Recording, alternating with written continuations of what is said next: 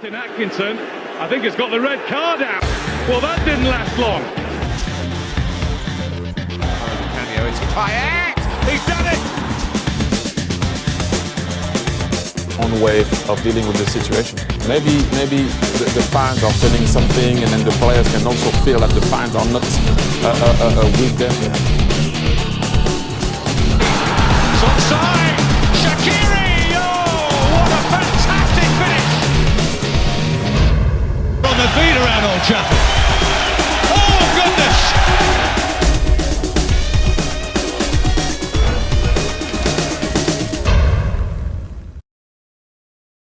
Welcome one, welcome all to the Straight Red. There's plenty go around, so use the big spoon and make sure you take seconds. Getting called up today, we got Cass, Matt, Neil, Wiss, and Mo. They're chomping at the bit, so why don't we let the gates open and get on with today's post-match presser. Game week 5. Goals are going out of style. They're going out of fashion. We had no less than 36 goals over this weekend.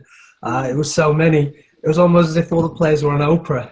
You get a goal. You get a goal. You get a goal. Everybody gets goals. 4 goals. We were seeing them across the board. So what happened? City, 5 out of 5. They're undefeated. But so Everton and Spurs. Down at the bottom of the table, we got Sunderland and Stoke. I don't think they've figured out what this league's about. You know, you've got to get wins. Zero wins. Their problem is scoring goals. And then Southampton, they dug themselves out after Charlie Austin rescued them. Came on, 10 minutes, scored, bam, 1-0 Southampton. Why don't we start off with Friday, 3 p.m. kickoff. I can't remember what happened. I don't even remember which game it was, really. I think we could just move on to Saturday. Let's just do that, because it was pretty uneventful. Yeah. Chelsea won. Chelsea won, Liverpool 2. Like 6-3 or something. What was it? And then the bridge came down. I don't know if you lot saw that. The bridge was so quiet. I never seen it so silent in my entire life. Everybody got silent so quickly. It was crazy. Neil, you saw that? You saw that meme going around of London has fallen? No, I didn't. Outstanding. It was really good. So fill us in. What happened? Why did you guys mess up and win?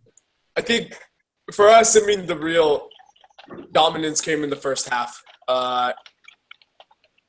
Both goals, I think, were not necessarily a product of Liverpool's. A lot to do with poor Chelsea defense. The first Lovren goal, I mean, it seemed like the whole back line really fell asleep on that play. He just had stick his foot out, let it go in, and that was done. And then I think from there we saw really Liverpool kind of sink their teeth into the match and take control of possession. The pressure was constant, and then ultimately I think that led to probably one of the best goals I've seen all season from Henderson. I mean, that was crazy. I find myself so conflicted about him. I mean, the first few weeks I was like, man, this guy's got to go. I hate Henderson. Why are we starting this guy? And then he does some stuff like that, and I'm like, oh, man, this guy can ball. I think January was when he scored last. And then I'm still in shock about that goal, man. That was incredible. Yeah, but we can't take anything away from that goal. Again, you know, it's a one-time deal. When was the last time you saw Henderson take a shot from outside the box? Yeah, he's going to go silent for like 4 more months before he does anything again. But like, hey, whatever, man. It got us the victory. That was awesome. To me, is why you give him that much space. Because he never shoots. That's why I give him that space. You know, they're going to learn. Maybe they learned their lesson. Yeah. It's a huge one. The angle of the shot, though, you can't really take anything away from that. It was a pure strike. Upper right corner. No way for any keeper, even the tallest keeper, to get there. At the end of the day, Liverpool walked away with 3 points against Chelsea and Arsenal. I mean, you can't beat that. Arsenal, what? But losing to Burnley, though, that sticks out. How does that happen? You know, who knows? Who cares? I think that's the real question.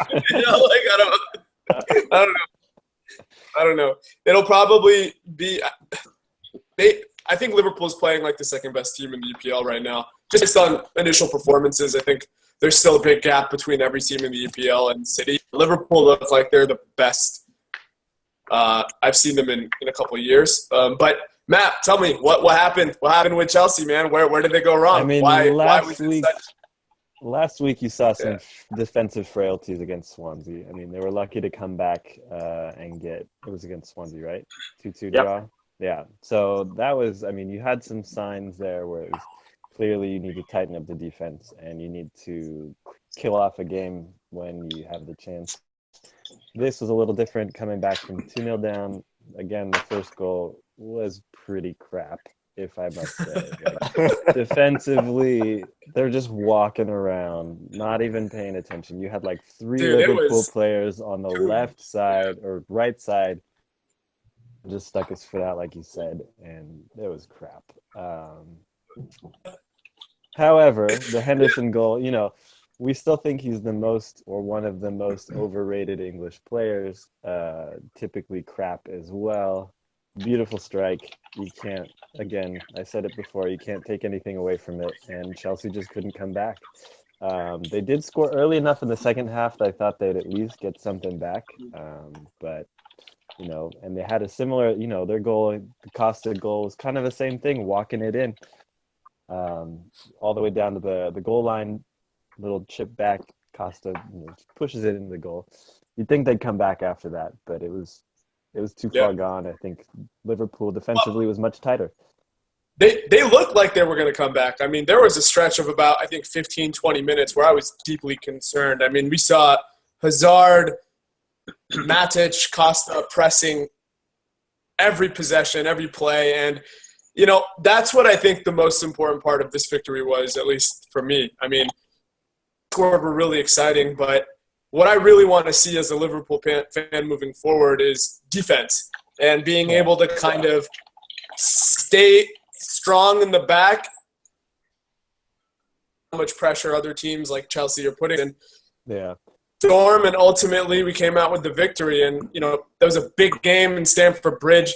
You know, I know Chelsea's been going through some problems recently, but that's PL one way or another. Yeah. And it's become quite a strong rivalry between the two teams. I mean, after the first, you know, Mourinho period when they had that crazy long home win stretch or undefeated home streak, Liverpool was the first team to defeat them at the Bridge, and it seems like they figured it out again. I'm not surprised that Chelsea lost, to be honest. I kind of wish they had a draw. I think Conte will be really pissed about that performance specifically.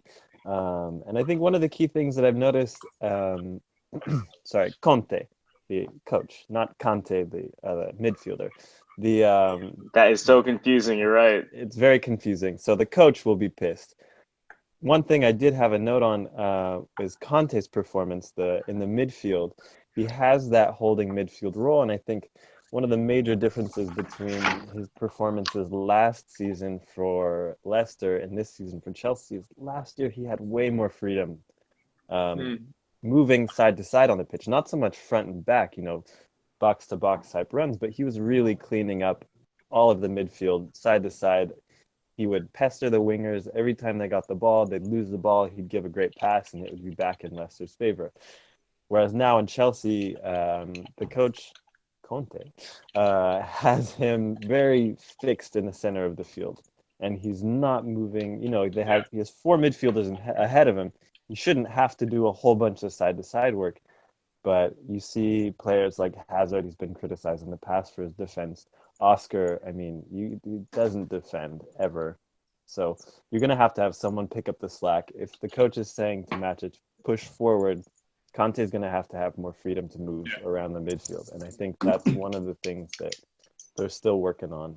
But I'd like to see more from him. And I think that defensively, you know, Terry's out. I think Conte could really fill in that gap and clean up the midfield a little bit more. I got a question for you guys. Who do you think has the most passes in the Premier League? Just take a guess. That's a good question. I mean, off the top of the head, you would think City. That would be my guess. We know it's not Rooney. You all saw those statistics. Oh yeah. It's Jordan Henderson. What? Oh, as a player? No way. And it's not by one or two passes. The next person is Idrissa Gueye, and Henderson's 388 passes. He has single-handedly turned Liverpool around. You know, Yeah. he's That's an impressive really, stat. really effective. It's an incredibly impressive stat. So if you think about what happened in the middle, Matt was speaking about Kante, and then you throw in David Luiz as well. So maybe there's a breakdown here, and on top of it, you've got this really fast breakneck speed attack that's coming together because of Henderson. Very physical. You saw what Lallana did the other day too. So it's like you can call it luck, but if you're in that range and you find an opportunity to take a shot like that and you rip it, if it's on target, there's a very good likelihood that's going to go in. So it was kind of telling between the two teams last weekend about who wanted it and more. I think just and who having had, that extra yeah. space in the Chelsea defense is really led them to a lot of problems. But I'd like to chime before we in move real on, quickly about. Good. Go ahead. You go first. I'll say my thing after. I was just gonna say, I think the most beautiful moment of the entire match, though, is what happened afterwards. Man, Klopp goes out on the pitch. No. Klopp goes out on the pitch, literally hugs every single player. Every player. And I was like, dude, love that guy. You know, I love that guy. Yeah. Well, my take on that, Neil, was that the fact that he did it on the field, like you said, which makes it in the public arena. So it's there on the cameras, you know. So that's kind of a statement. He didn't go back in the locker room to shake everyone's hand. He's out there on the pitch, so that's an obvious kind of a bonding moment, if you like, and it's obvious that the team are getting on well. So yeah, it's a little bit. How do you be PC about it? It's all right. It's fine. Yeah, whatever, man. Would you I say don't it's know. braggadocious to do that in the All right. My heart was moved. opposing team My heart was stadium? moved in a special way. Mine wasn't moved. For me, I think it's a little too much. He's already said that he prematurely celebrates. With a goal, he goes crazy. With a win, he goes crazy. With a draw, he goes crazy.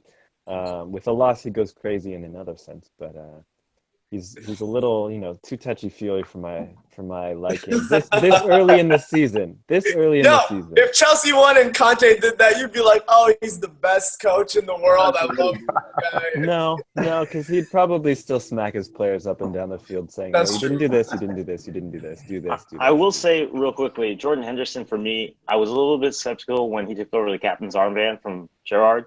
And you think, who is this guy to fill in such big shoes? He seems to have really come into his own. He's so passionate every time he scores a goal. If you look at his face when he scores a goal for Liverpool, he is the happiest man on the planet. He runs like so much energy. So he has really become a leader for that team. It can't be understated. And the other thing, too, I think Chelsea, they have some defensive injuries right now. You have to look at like Zuma and Terry. So I think you could maybe pump the brakes a little bit when it comes to these. So just take those into consideration. But Jordan Henderson, I love the passion. I think he's a great leader. 2 thumbs up for me. Yeah, as long as he maintains his tempo and this pace, good things. It's the key. The midfield is the key. Like you said, they're missing Steven Gerrard, and there hasn't been replacement since him. But if he can take in and fill those boots, very, very promising. Okay, good stuff. Why don't we move on to how do we put it nicely? The decimation of Hull at the hands of Arsenal. Casey. All right, so I mean, that was scored really and then Arsenal got 4. Decimation. but I'm not convinced though. Until they got that red card, it's still a pretty close game. I'm an Arsenal fan, but if you watch the game and look at Monreal, he was always out of place. A few times he's got run past. There was a few chances were created because of that. And even though we got the 4-1 win, I'm not too convinced. But my man of the match definitely has to go to Iwobi. Even though he didn't get a goal, he still looked great out there. He was making the runs, got an assist. You could give him the goal that Sanchez ended up taking, but he was definitely the man of the match for me. Another thing that I was very happy about is seeing Xhaka and Elneny work so well together, coming in after they subbed out Carzola. And they look like they're, a good partnership. Even the game today, they're looking really good out there. So I'm happy there. But as for our defense, it's still sketchy. And I'm kind of worried going into the game against Chelsea, This is what usually happens. We usually get confident, we get a good win, and then we just get destroyed the next game. And I don't want them to do that right now. So they need to just relax a little bit and not let this, this win get to their head. So, I am after watching last weekend's game. One player I'm quite worried about is Alexis Sanchez. Where does he fit in this game or in this squad? Wenger keeps putting it up front, but he's not the lone striker type. And with Iwobi sort of coming into his prime, or at least being in form right now, Walcott's also proving me wrong. He's actually being a decent player right now. Where does Alexis Sanchez fit in? So, Walcott's great, but he's not consistent. He did the same thing last season. He had 2-3 good games. We got all excited, and we ended up in the same situation. I honestly see Perez coming in, moving into that striker spot and moving Sanchez back out wide again. Let him make that run. He made a good run today, and I can see him making those runs. Giroud, I have a feeling, is going to be losing his spot unless they can figure something out for him. And I have a side bet going with Neil, so I need Perez to play. What about that penalty? What's that bet? What do you think about that penalty that he took? He shouldn't take it. Straight up, shouldn't take it. What's Arsene was happening? mad. 'Cause we know that. Santi's supposed to take them. So what do you think went down? It happens. I've been in games where, you get the PK and you get excited, you want to go score.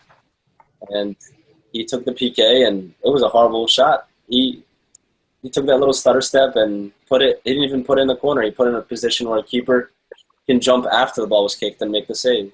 And it was such a not only that, one of the roll to the keeper. Now I'm not. And one of the Hull players told the keeper. Did you see that in the replay? Yeah, he pointed. Yeah. He I pointed to the left. I didn't actually see the penalty. Was it on par with Zaza level excitement? No. It was on No? target. Okay. It was on target. But here's the thing: Yeah. Just checking. if you're taking a PK, it doesn't matter how good the keeper is. If you place it right with enough power, no keeper is gonna make that save. It's too close. It was a horrible play. You gotta put it away. You got a whole lot of net and a tiny keeper in there. You gotta just make it happen, and he did not. And we got lucky. It didn't cost us the game this week, but a week ago or 2 weeks ago, it would have been the game. So he should know his spot and let Sanchez take the PKs. 2 for 4 What about in the the, last PK. Not good. Yeah. Yeah. What about the sending off? What do you think about Livermore and the handball and all that? It was a handball. It was up to the ref if you wanted to give him the yellow or the red. He chose the red. He I think wasn't. it was a bit harsh, in my opinion. Yeah, it was. It didn't look deliberate, in my opinion. His arm was out, but it wasn't deliberate. So I did see the replay on that, and I do agree it was harsh, in my opinion. again, it's one of those double whammies. You give him the penalty, you give him the red card. Yeah. Penalty should be enough. You shouldn't have to send The off penalty player. is the Yellow penalty, card, if yes, you will. but So speaking of that, that's really harsh. the other way around, the check play, that could have been a red card if the ref wanted to call the foul. The ref didn't want to call the foul. He actually walked away from the play, and it was one of the side judges that called the PK, and then he threw the yellow card out because he had to. But honestly, he's the last man. I had a hard time seeing contact. I don't know if the You don't need contact. He changed the play by doing that. There was a chance from the other player to go score. He got in his way. If you go back and look at Ospina makes a save on the ball. He actually gets contact. So even if there's any doubt, it's covered. But I think the ref made a bad call. It could have actually been a red. I would give a red card on that side. Why don't we move on to Man City and their game with Bournemouth? 4-0 at the Etihad. Oh, what can I say? De Bruyne again. This is kind of what De you Bruyne expect from a again. team with these kind of players. I mean, whether or not you think that a team can win, 3-0, 2-0, 4-0, I think the style they played and the way the game kind of unfolded was what you would have expected from Man City against a team like Bournemouth. They completely dominated every phase of the game: defense, offense, midfield, attempts, possession, all the stats. So basically, you want to look at performances. De Bruyne was unplayable during the game. I think he couldn't put a ball wrong. That free kick was ridiculous. And the other thing, too, is it looks like, the scouting team for Man City have been telling the guys they've been watching tape on these other teams.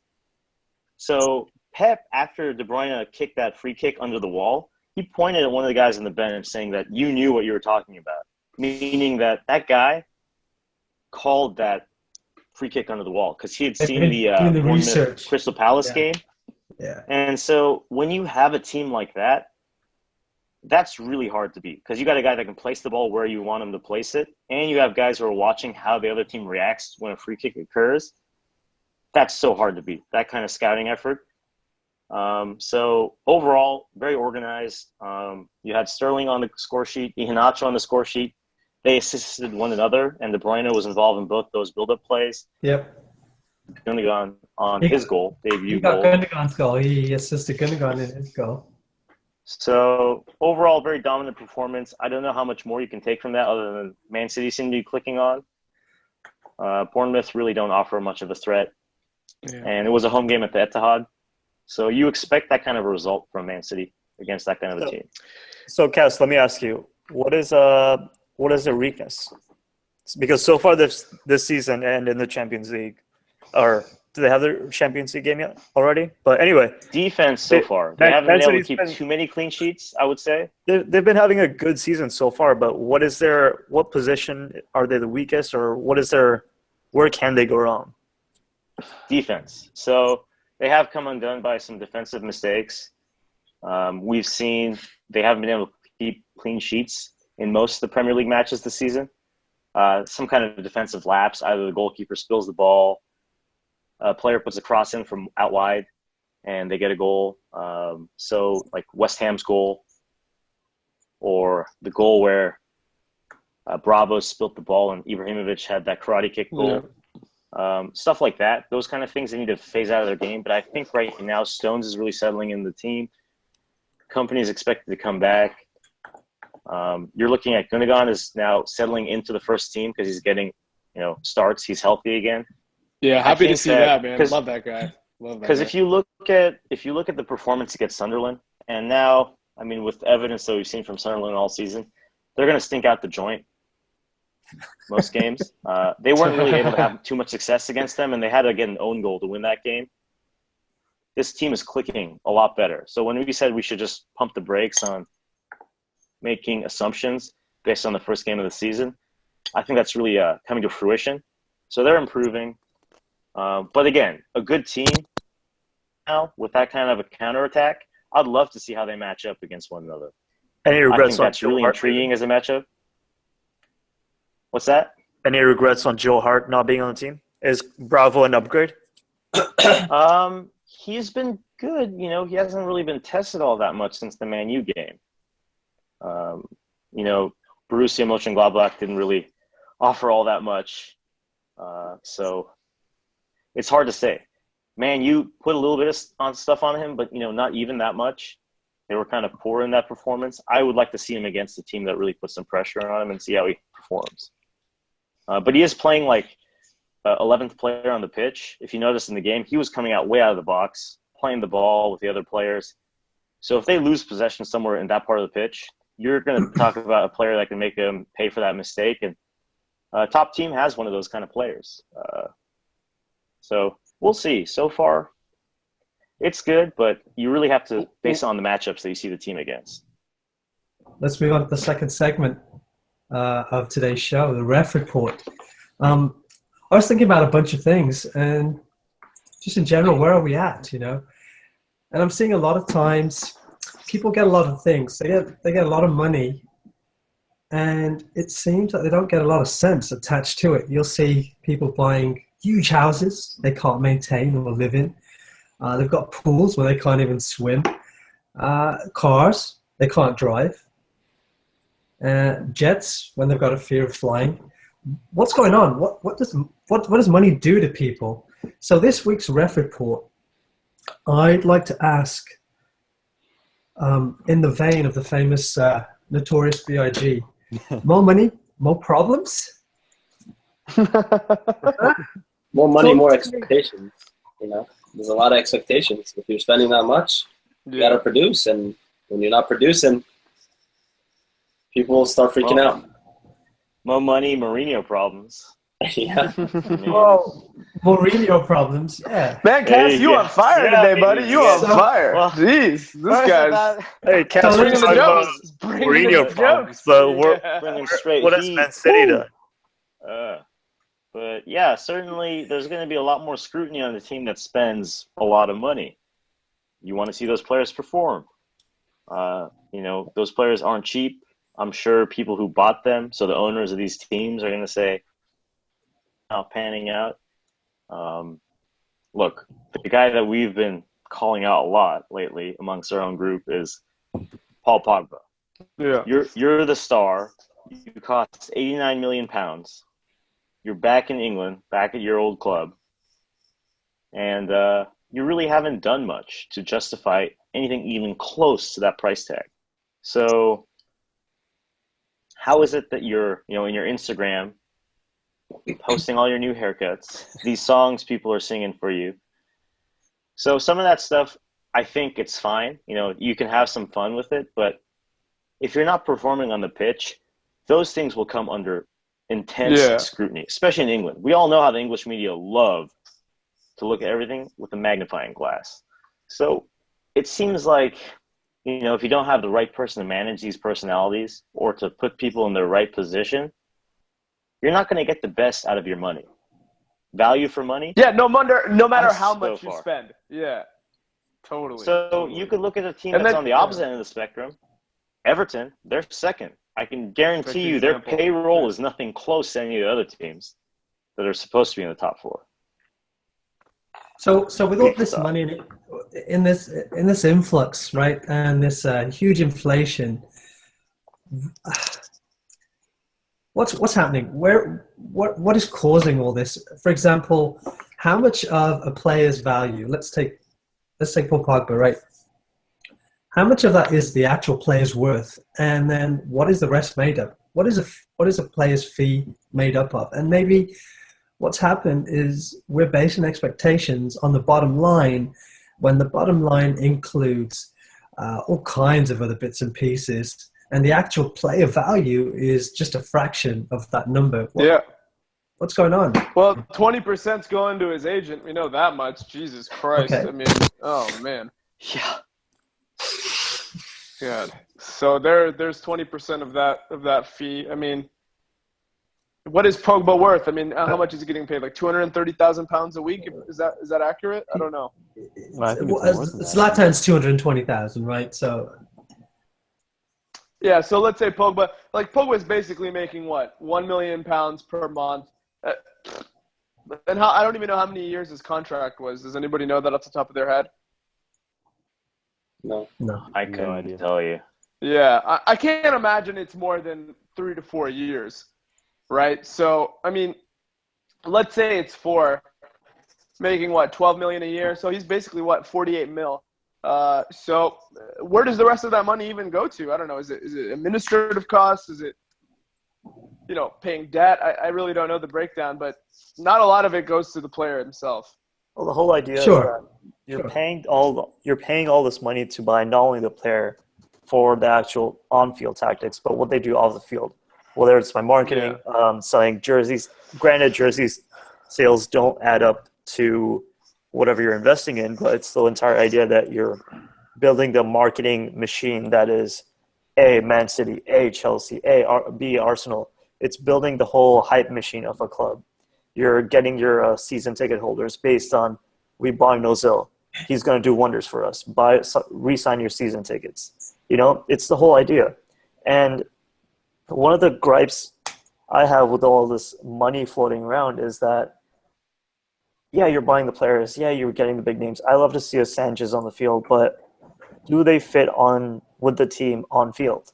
That is the biggest thing that the teams are getting away from. So one of the biggest transfers in recent memory is Fernando Torres. He was one of the biggest flops. He didn't score goals in you gotta go there, 8-9 man? months. You gotta go to Torres? That is No, but you should be happy. Torres sucked after he left Liverpool. But yeah, it's just like Chelsea bought Torres. Why? Well, but I think there's the whole backstory between what was happening at Liverpool at the time, and the no change doubt. in their. Right. I'm not saying that there isn't a backstory. It's just, there's a backstory for everything, right? But I'm saying, do they really needed him? Like, they could have gone anyone, or not only Torres. Then you look at Pogba. Why do you need a player that expensive? Yes, clearly Man United have midfield issues. Yeah. They could have Well, I'd filled just with like any to say, holes. for the Chelsea perspective, even though it took him a while, Torres finally paid off that transfer fee. With one goal. I'm going to beg to With differ one on that. goal. One That's all it takes. incredible One goal. With one goal. No, That's all it takes is one goal. So until Folks- Pogba folks- wins them the Champions League, I'm on the fence. What what it sounds like to me And is I love Torres. we're I've saying always that- loved Torres. Yeah, but what we're saying is that it's not reliable anymore. Basically, It's not reliable. No. the value that's placed on here, because we're accustomed to associating a certain level of expectation based on player value. That's what it used to be. Now there's this huge inflation, right? Okay, so then let's look at two teams. Let's look at City and let's look at United and compare them. They both have a lot of money. They've spent a lot of money. Let's not compare exact amounts, but they've spent a lot of money. And let me ask you this question. What if managers were swapped? What if Jose was at City Good question. and Pep was at United? The team's struggling right now. It comes down to the coaching tactics. Pep came in, he had a plan, and he's executing it. He doesn't take any. Some of the base players you have at one team are much better than the other. What would Mourinho do If you with look at the Aguero? starting lineup, player by player, Yeah, that's true, but you still knows these coaches know what they're doing. They know how to mold a team. They know how to bring in signings. Pep wouldn't be going out and buying a Pogba if he had Man U. He'd be making smart decisions, bringing in young players with some experience that are hungry. You can go buy 4 players for the money he spent on Pogba and hope one of them comes through, Even when that person comes through, zero expectation on him. When he does great, he's going to have that support behind him. But now you got Pogba, making triple the salary of players that are playing twice as good, as well as he is, If Arsenal went out and bought Xhaka for 60 million, that one goal he scored, nobody would give a crap. No one would. But here's the. But Here's my let's thing, take a though. look at transfers, The okay? reason because you have to take a look at transfers and see who each team brought in. United, there are 4 major signings. Eric Bailly, he was they rumor around 30 million or so, looking like a solid defender. Zlatan for free, Mkhitaryan from Dortmund, and Paul Pogba for 89 million pounds. On the other hand, you have City, who brought in guys like Gundogan for 20 million pounds. Nolito. No way it was that cheap. That's what it's. Yeah, he was like No. 29. Some other add-ons. He was like 29 or something. Yeah. Performance there's based add-ons. add-ons, but the That's base low. fee. That's low. they're smart. They set him up in a way where you don't see how much he's making. Right. Sané was 37 million pounds. Stones was 47.5 million pounds, and everyone looked at that fee and said, "Okay, that's ridiculous." Mm-hmm. And lastly, Claudio Bravo from Barcelona for like 15.4 plus add-ons. These all have add-ons, trust me. But those are the type of players that Pep wants. Like Nolito doesn't seem like a very Jose type player. You know, I think some of these players are also bought because the manager likes that player's style. I don't think it's necessarily just you're a good manager, you take the same player, right? I also think there's more to just that, though. You know, I think you have to look at where both clubs were at going into this transfer season, right? I mean, you have a club like City. Expectations are still super high, who are still going to be contending for championships year in, year out. Regardless if Pep comes. I think, you know, that's still a top 4 team for the next 5-10 years. But then you have United, right? And United have been declining progressively for the last, handful of years. You've got a dissatisfied fan base. You know, you're essentially looking at the next Liverpool, as much as I hate to say it. So I think it's true. But the reason you buy Pogba, Zlatan, Mkhitaryan, it's not just – you know, because of what I think we were talking about earlier as to whether or not, you know, they're players that coaches like or whatnot. I think there's a value in bringing those types of caliber of player in. You know, you do excite the fans. You do give them something to look forward to. And you expect them to perform on the pitch. But it is a double-edged sword because the second you start falling, you fall hard and you will crash and burn. And so if United cannot figure out a way to turn this around, I mean, you're going to see a mass exodus by the end of the next year. Maybe 2, but, point being is that they don't have enough time to really allow, you know, these players to have this long learning curve. The expectations are immediate, and they have to start making results right away. Here's a question I have then. So, you know, going into, let's say, 5-10 years ago, comes to the transfer market and teams are trying to buy players. Would a top player have gone to Manchester City over Manchester United in public consensus opinion? 10 years ago? Yeah. Or, let's say when the Sheikh Mansour first bought the club, would you say that a top player would go there over Man United if both teams expressed interest? Well, they did say that Robinho was confused as to which Manchester he was going to. So, honestly, I think so. Times have changed. You know, back then there's a bit of a momentum shift. It's a lot more important. You know, and also the base squad. In my opinion, I've said this, but I think that the base squad of Man City last season underperformed to what they could have, whereas the Manchester United squad were about where we thought they would be based on what they had. Well, I think that point's very important when you talk about the base squad because you have to remember, no matter how many superstars you have, your team's only as good as your crappiest player on the pitch. Yes. And the moment that your worst player underperforms, you know 20 beautiful passes, you get the guy that you don't want to have the ball on the ball, and he messes up, and then you're back to square one. The problem is your base team at Manchester City is much better and has been much better than the Manchester United base team. And I think Pep's been really smart at filling in those gaps, you know, seeing where he needs to pick and choose, whereas Manchester United's going for the glory transfers, for the big money, the big marketing, the big, you know, Manchester United's coming back type the of Galacticos of England. I think it's interesting when you do a comparison between – this goes back to the Pep-Mourinho comparison, but if you look at the two managers and how they're in charge of the two of the biggest clubs in the world, right? And they have unlimited money at their hands. The same thing they have at Barca and Real Madrid, but what are they doing differently? They both have absolute superstars on their team, but what are they doing differently that is making Mourinho not be competitive? Or what is making Man United suck? And the crux of it is the fact that their tactics suck, regardless of whether you're by Ibrahimovic or you have Aguero. If your tactics don't complement them, you're not going to get the results you want. And that's where the issue is. Yeah, and Pep took a stand. Before he came in, he literally said, Torre is not playing. He doesn't fit into my system, and he's going to be putting out. I think if he went to Man U, he'd tell everybody, hey, Rooney's not playing. He doesn't fit into my system, and I'm going to figure out how to make things work around you know, the team. That's the difference between the two coaches. One is using the players to his advantage, and the other is using the media to his advantage. Mourinho loves to be the highlight. If he can be on the TV 24/7 talking to himself, he'll be on TV 24/7 talking to himself. And that's the big issue. You know? And if you go back to the whole financial issue or financial topic, I'm going to throw this out there, but does this make Arsene Wenger a secret genius?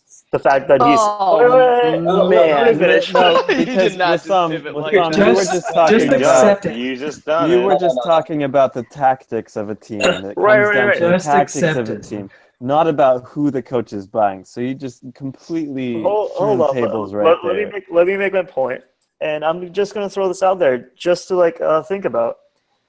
I think he might be a secret genius. I'm not sold on it yet, but he might be, because if you're looking at tactics and the players he buys, he doesn't go out and buy that ridiculously expensive player for building that Arsenal hype machine, marketing machine, XYZ, whatever. He buys the players to fill the void, right? Whether it's a Giroud or a Lucas Perez, whatever. He's not going out there buying the super expensive world-class striker. He's buying a player that, A, fits his financial needs on his evaluation scale, right? He's not going out there forking out the transfer fee. But you're not winning There's games. a major I mean, you're difference. not I winning think trophies. That's it's hard to make that comparison. Right? Here's we're the talking about big issue.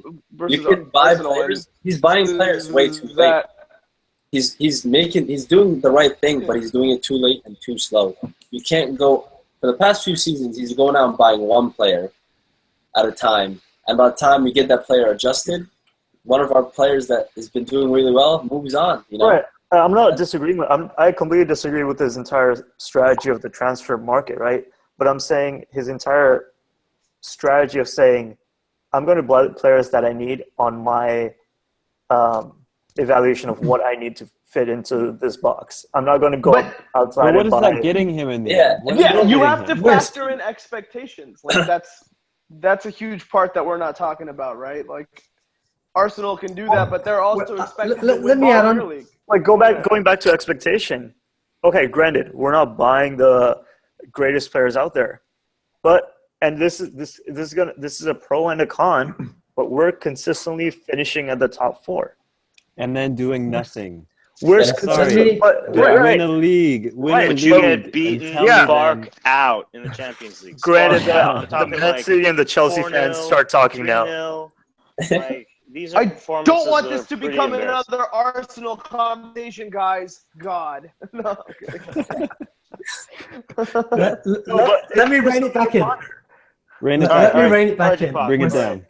Wes, what I'm going to bring it back to, you bring up a good point, right? We don't want to get into an Arsene Wenger debate, but you raise a really good point, because Arsene Wenger he's been interested in a lot of these players that have gone to other teams. So he's been openly praising Mkhitaryan, Pogba, a string of these players, and he's just been priced out of that deal for whatever reason, right?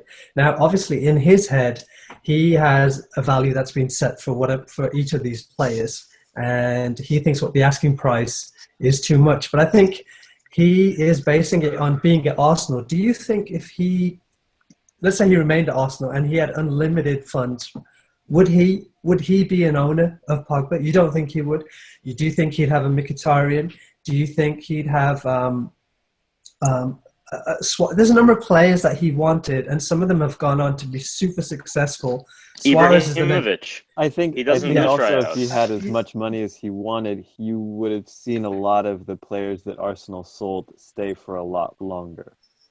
That's a very good point. You can gamble when you've got a lot of money. Like, how much power does money really have today? What sort of power does it have? You know, like you said, you mentioned it lets you keep players. Do you think that Arsene Wenger would have the players that he wanted that he couldn't have got because of, let's say there was financial concern, right? And he was a I'll bit put more- it to you this way. He's an economist, right? He knows how Okay. to deal with money. And we look at a classic example is professional players who make a lot of money who don't know what to do with it. After they retire, a few years after, not even that long, what to do with all that money.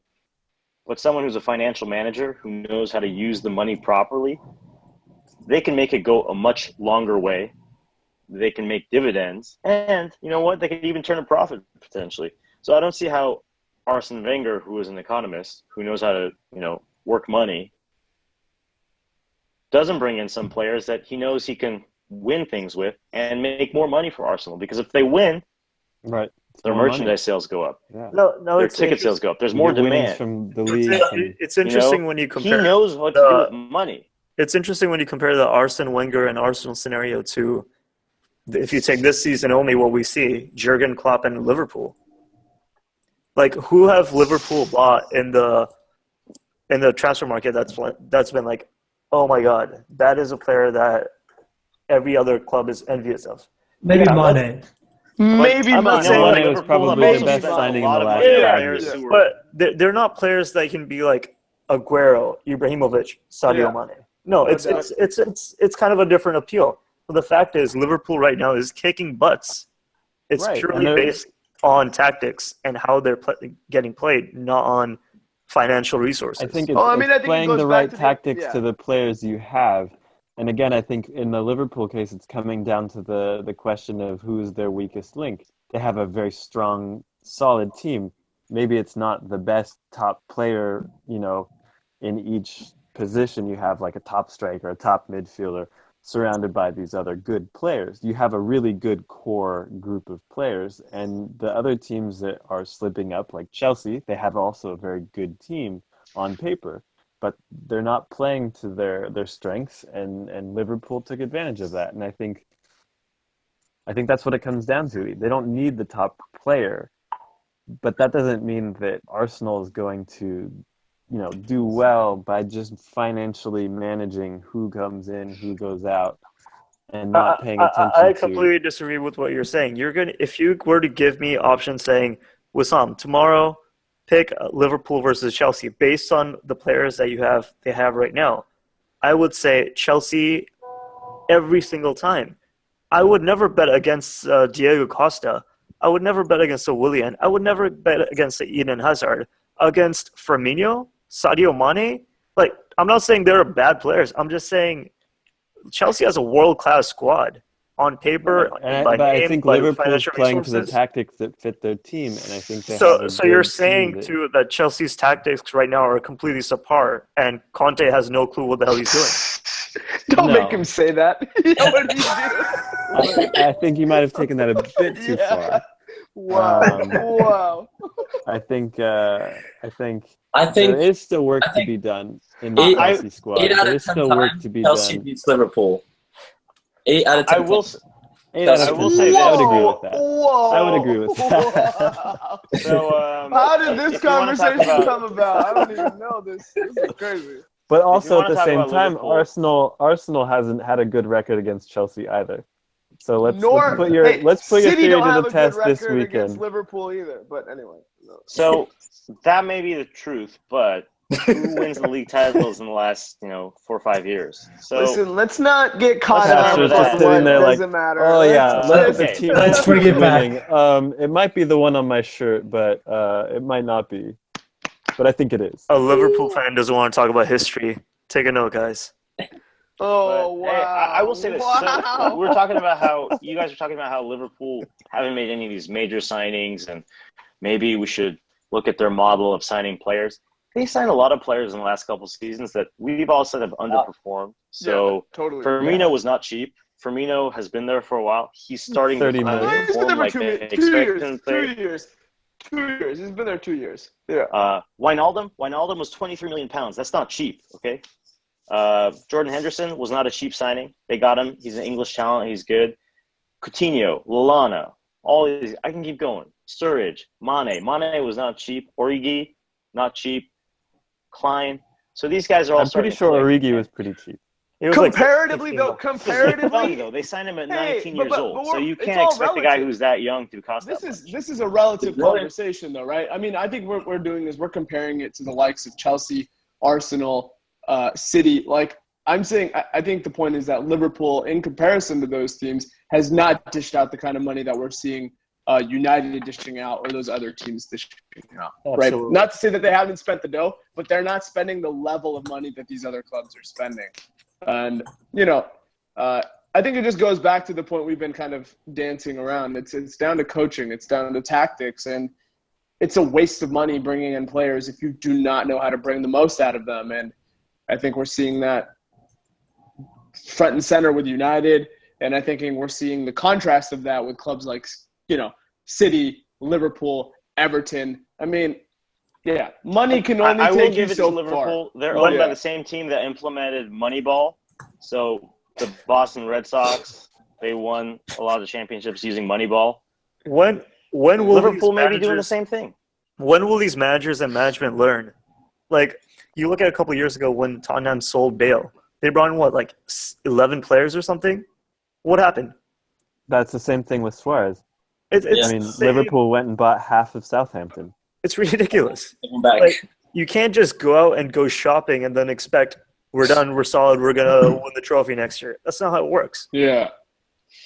Clubs are looking Do for you think- immediate success, and they think money is the answer to that, and that's not the case. But I think that's a perfect summary, Neil, because the question I was going to ask, then that's exactly what it is. Do you think that if they didn't have that much money in such a short space of time, they would have made those mistakes? We can call them mistakes now. And I think the answer is yes. If they didn't have this huge influx of cash, judgment wouldn't be clouded. They wouldn't be looking at these options. So I think that's an awesome summary to end this segment on. Thank you so much, guys. Why don't we go on and let's go on to the final segment of the show. Let's talk about our straight red. Who's going to get our early shower this week? Cass, why don't you break us in? Ooh. Huh? It's going to I be got a difficult couple this for week. you guys. So, I mean, Yeah. got a couple. I have two. The first, West Ham's Arthur Masuaku. What are you doing, man? You're sticking your hand out like this. Nobody's on the other end of you.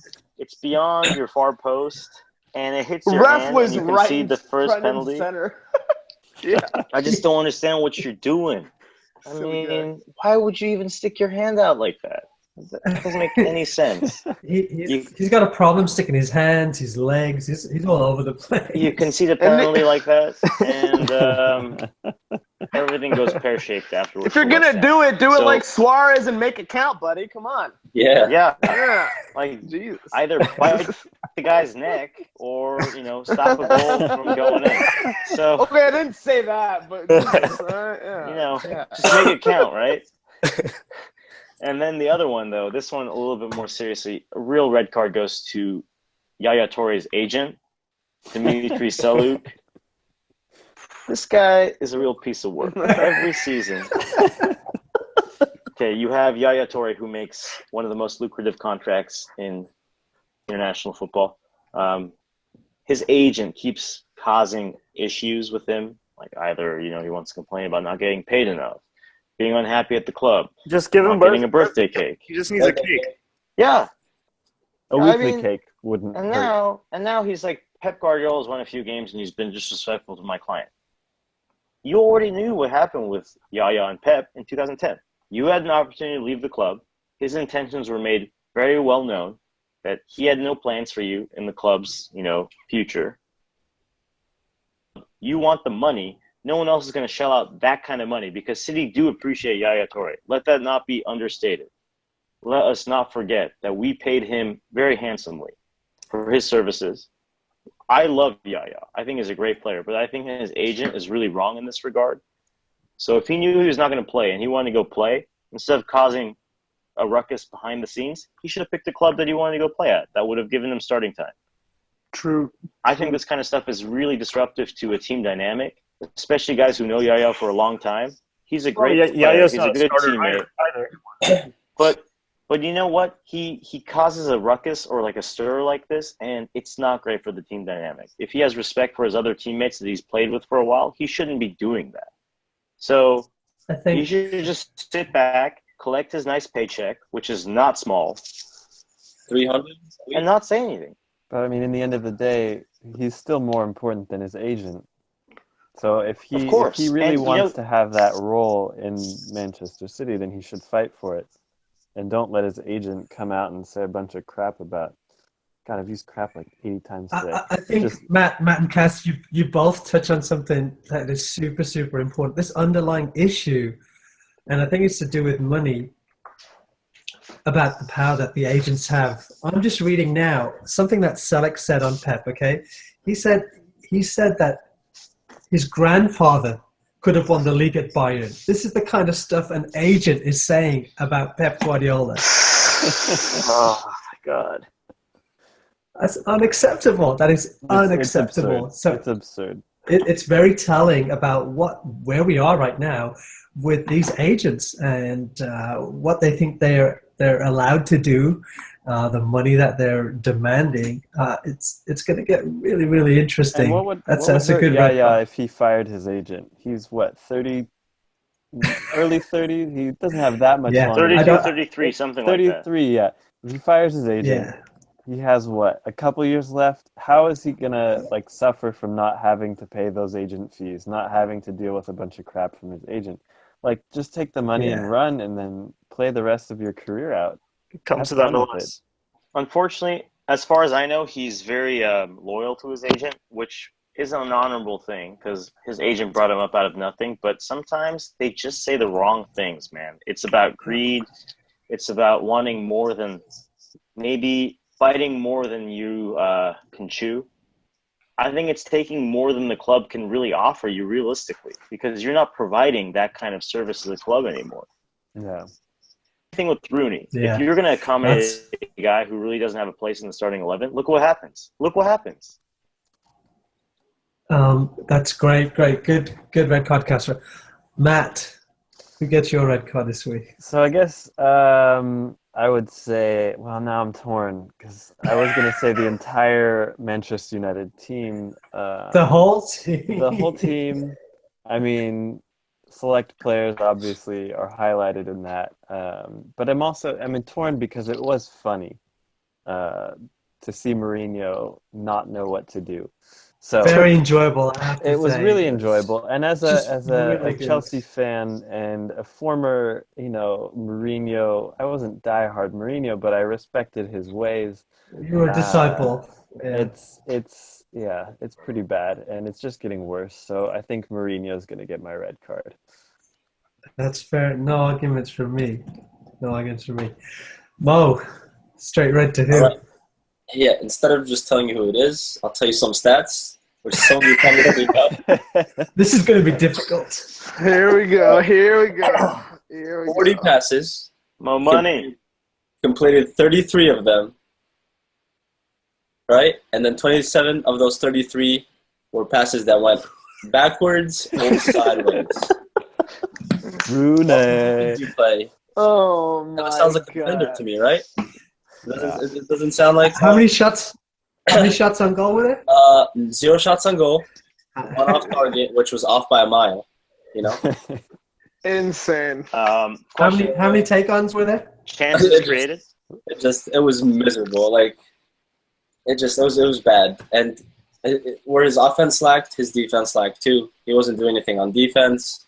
He was One just interception. running One around tackle. with his head cut One off block. in midfield. He had But how were his 1,000 plugs? shots on goal. That's pretty bad for someone who's supposed to be scoring for you. To be honest, Cass, his plugs look like they're thinning, so He's probably pulling some hair out. he's probably it's the And- stress and or if this pulling doesn't give hair it out away, after the- Yeah, it has to go to Rooney. He's worse. Awful. The worst of Man U right now. You're off, mate. You're off. You lost the plot. Get off. He just, Awesome. he's probably at his lowest now, so we'll see what he does next week. He needs to figure something out, If it means he gets less playing time and comes in and impresses, then be it. But right now, he gets the red card, and he'll keep getting that red card every week until he figures out what the hell he's doing. It's not pretty. United are very popular. Neil, tell me. Give it to me, Neil. Yeah. My red card. I don't think Matt's gonna like this. I gotta give it to Conte, the coach of Chelsea. The coach. Conte or Conte? No, and I'll tell you why. Conte. Like obviously, Conte. Conte. Conte. Okay. Get it right. Anyway, really poor defensive tactics for the entire first half. I didn't understand delaying the subs until the last 5 minutes of the match where he brought on all 3 at the end. I think he got his tactics all wrong. It cost him. I give him my red, but you know what? I also give him a hug. I like you a lot, Conte. Thank you, man. I appreciate it. Always got to get a hug in. Get the hug. He gets a hug from Neil. Gets a hug. Nice hug. Yeah, It's like a pity hug or something. It's like a backhanded compliment. I love Yeah. it. You're crap, but I like you. I like you, man. I like you. Thanks for sucking. That's awesome. Yeah, pretty much. Boom. Just wait. Very Just nice. wait. Just wait. Wes, who gets your straight red, buddy? All right, my straight red. I'm going to name off a few players, and you guys have whatever reactions you guys think will. Adnan Januzaj, Paddy McNair, Wow. John O'Shea, David Moyes. What do all these players have, Just all these people existing. have in common? That was good. Wait, They exist. That was good. I'm not done. They play soccer. Jack Rodwell, Fabio Borini, Stephen my God. Pienaar, and Defoe. These are all like rejects from other clubs. These are all rejects Basically. from out of every single club. This is like Manchester Light over here. Hey, you got some Liverpool in there too. Yeah, Fabio Borini, Stephen Pienaar, Jermaine Hey, Defoe. you got some Tottenham in there too. And you have David Moyes. Sunderland have no idea what their identity is right now. They don't know how to play, clearly. They have all these just like a mishmash of players. They're just like willingly paying other clubs to just have their players. Why? I don't know what's going on over there, but they get my straight red for having no clue why they're in the Premier League right now. I would Wow. not be surprised if I second that red card. I would never pay for a ticket to go watch that team. They are atrocious. Honestly, they should just bring Newcastle back right now, mid-season. Just They flip. need to win. Just swap. Just swap switch them the out. team.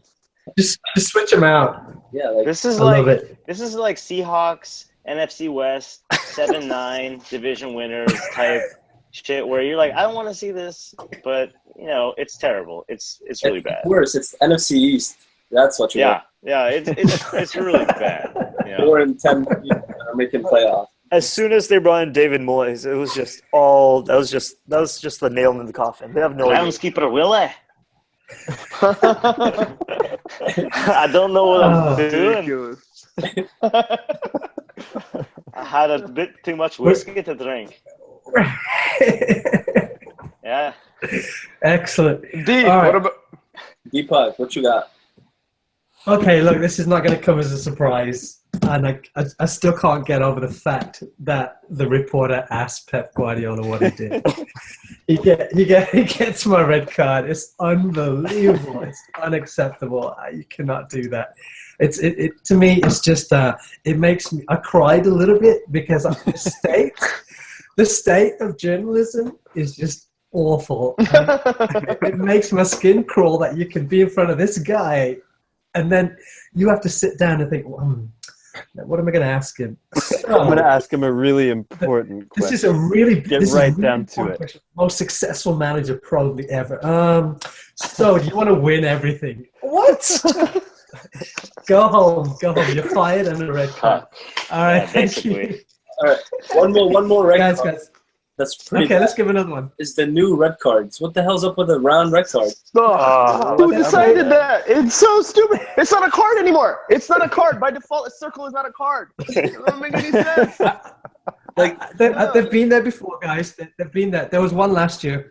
Bolton had it 2015 against Liverpool. But I think the idea is that they're little frisbees. So if the ref is far away, you can just throw it. You can just launch him. Especially if The it's players, because it saves time. Doesn't come for red cards. Yeah, the ref is a ref, not Gambit from the X-Men. Throw these things. We gotta change the name of this podcast to What's the Straight going on? Circle, man. The Straight The Circle. Straight Although I Circle. do like that though. That's kind of clever. The Straight Circle. That's Straight good. circle. I good. like it. Yeah. Okay, guys, I'm gonna have to call full time on it. I appreciate this. This was great. Another great episode. All of you, thanks for tuning in and listening. Please subscribe. Send in any questions that you have, and tune in again next week. We're gonna head off now and probably have a brawl. Until next time, you think it's all over. It is now.